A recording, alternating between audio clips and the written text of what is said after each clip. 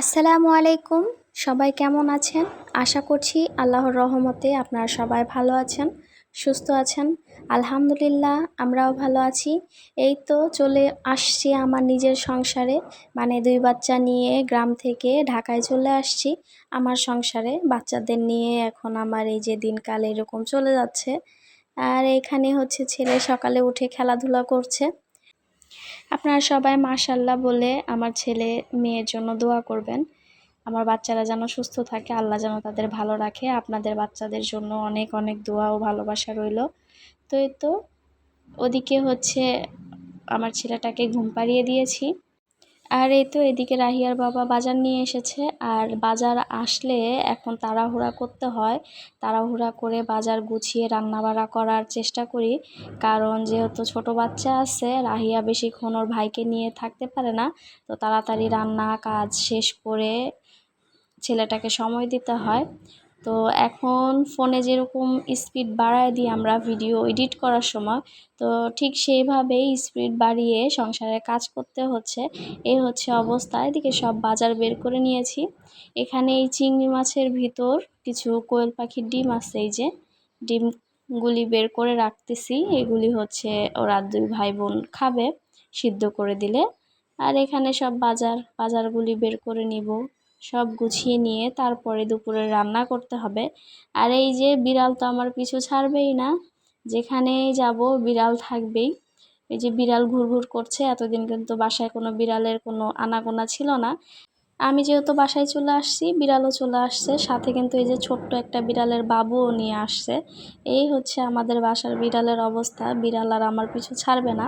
এদিকে সব মাছগুলি বের করে নিচ্ছি। মাছ ছিল ফ্রিজে, তারপরও বাজারে গিয়েছে, মাছ দেখছে হয়তোবা তাজা মাছ ভালো লাগছে, নিয়ে চলে আসছে। এখন এগুলি কেটেই নিয়ে আসছে, শুধু আমি একটু ধুয়ে তারপরে ফ্রিজে রেখে দিব। তো এই তো মাছ কেটে নিয়ে আসছে। একটা উপকার তো হয়ই, মাছ কেটে আনলে কষ্ট করে আর কাটতে হয় না, কারণ মাছ যদি কাটতে যাই ছোট বাচ্চা নিয়ে আরও অনেক সময় লেগে যাবে, তখন তো অবস্থা আরও খারাপ হয়ে যাবে। যাই হোক, মাছগুলি বের করে নিচ্ছি। এখন মাছগুলি কোনো রকম ধুয়ে ফ্রিজে রাখবো।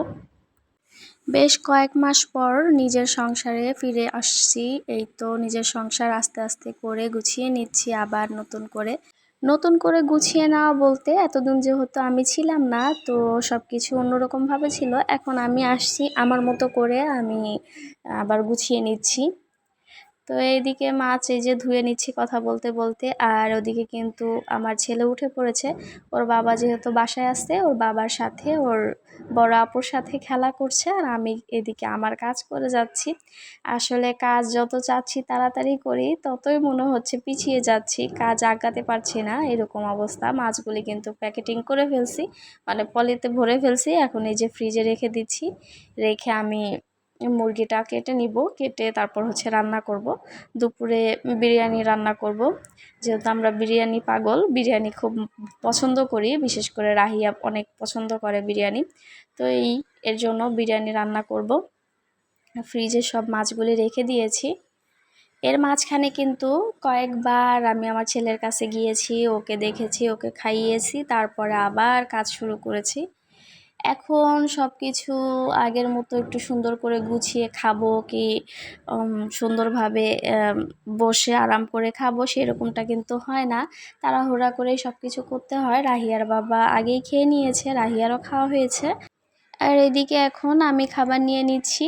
আমি এখন তাড়াতাড়ি খাবো, খেয়ে ছেলের কাছে যাব।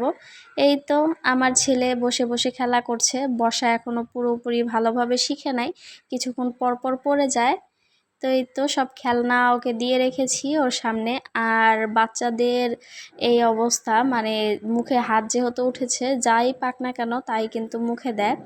তো আপনাদের কাছ থেকে এখানেই বিদায় নিয়ে নিচ্ছি। আপনারা সবাই ভালো থাকবেন, সুস্থ থাকবেন। আপনাদের সাথে পরবর্তী ভিডিওতে দেখা হবে। আল্লাহ হাফেজ। আসসালামু আলাইকুম।